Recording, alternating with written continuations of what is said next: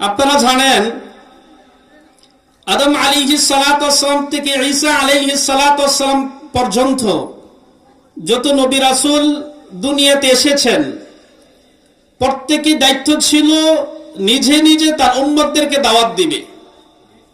কিন্তু আমার নবী সরকারে দো আলম নবী নবী মুস্তাফা সাল্লাল্লাহু আলাইহি ওয়াসাল্লাম উনার উপর দায়িত্ব যেটা ছিল, উনার পরে আর তো কোনো নবী নাই, আছে? কোন নবী আছে?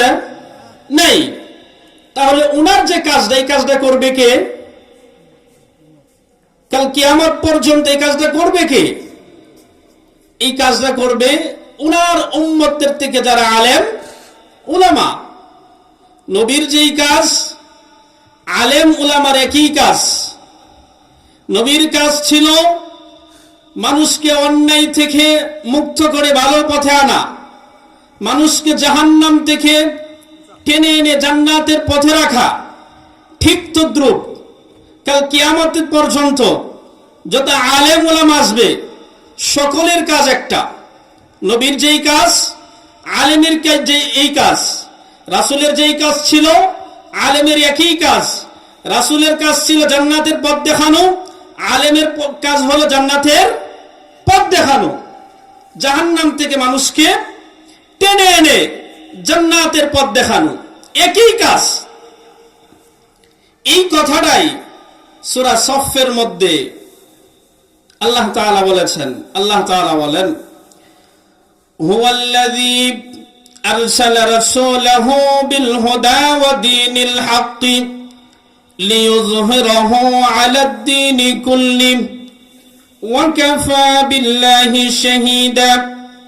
অন্য আয়াতে বলেন, ওয়ালাউ কারিহাল মুশরিকুন।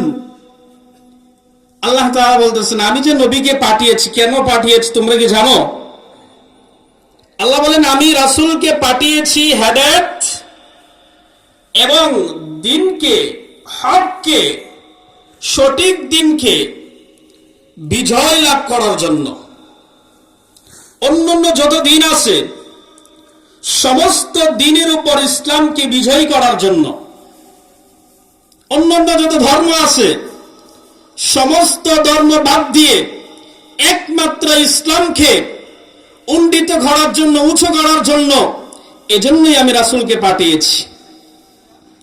এখন আমাদের প্রশ্ন, আমার সামনে যারা আছেন আপনারা মন খুলে একটা কথা বলেন, আমরা কি জান্নাতে যাওয়া রাজি আছি? সবাই সবাই রাজি আছি তো? যদি রাজি থাকি তাহলে আমাদের কাজ কি? রাসূল যেই কাজ করেছেন আমাদেরও সেই কাজ করতে হবে। আল্লাহ রাসূল বলেছেন, মান আহাব্বা সুন্নতি ফাকাদ আহাব্বানি ওয়া মান আহাব্বানি কানা মা'আয়া ফিল জান্নাহ। রাসূল বলেছেন, মান আহাব্বা সুন্নতি, যে আমার সুন্নতকে ভালোবাসবে, ওয়া মান আহাব্বানি, সে আমাকে ভালোবাসলো, ওয়া মান আহাব্বানি, আর যে আমাকে ভালোবাসলো, কানা মা'আই ফিল জান্নাহ, কাল কিয়ামতের ময়দানে সে আমার সাথে জান্নাতে থাকবে। বলেন সুবহানাল্লাহ। হাদিস তো ক্লিয়ার, ক্লিয়ার না? রাসূল বলেছেন যে আমাকে ভালোবাসবে। আমাকে ভালোবাসা মানে মান আতাআনি, যে আমাকে অনুগত করবে, আমাকে মানবে, সে আমাকে ভালোবাসলো। আর যে আমাকে মানলো, আমাকে ভালোবাসলো, কাল কিয়ামতের ময়দানে আমার সাথে কোথায় থাকবে? কোথায় থাকবে? জান্নাতে। কথা ক্লিয়ার। এখন আমাদের বোঝা দরকার, আমরা তো সবাই বলি রাসূলকে মানি, কথা বলি না? আমরা বলিনি রাসূলকে মানি, কথা বলিনি? বলি। কোথায় মানি? নামাজে। কোথায় মানি? মসজিদে। কোথায় মানি? মাদ্রাসায়। কোথায় মানি? মক্তবে। কোথায় মানি? ওয়াজের প্যান্ডেলে। কিন্তু এক জায়গায় মানি না। কোথায় মানি না?